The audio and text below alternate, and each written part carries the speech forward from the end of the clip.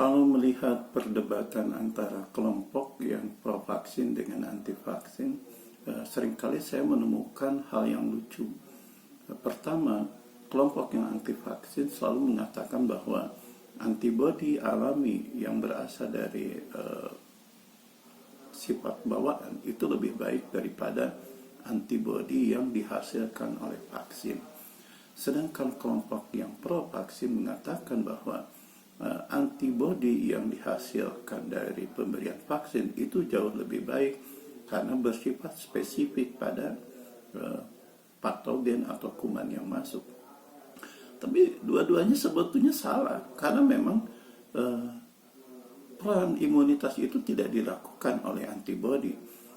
Teman-teman sekalian, fungsi antibodi itu sebetulnya hanya sebagai pengikat atau pelapis sehingga sebuah patogen itu bisa masuk ke dalam sel apapun, baik terutama di sini adalah sel-sel imunitas seperti limfosit atau makrofag.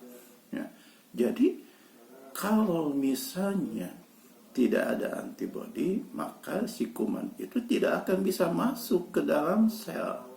Nah, sekarang justru yang lebih penting dalam proses imunitas bukanlah antibodi, tapi lisosom dan peroksisom.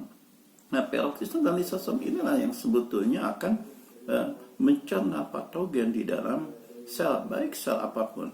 Nah, sayangnya gaya hidup kita itu merusak fungsi dari lisosom dan peroksisom, sehingga si kuman ini setelah dia masuk, baik masuk oleh reseptor maupun oleh antibodi, ini tidak dicerna oleh lisosom dan peroksisom, sehingga si kuman atau patogen ini akan membajak metabolisme sel dan akhirnya berkembang biak di dalam sel dan menimbulkan penyakit buat kita.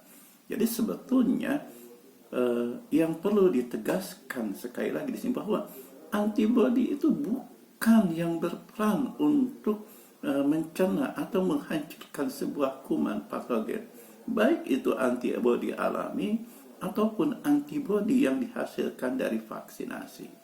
Terima kasih. Itu saja yang bisa saya sampaikan. Salam.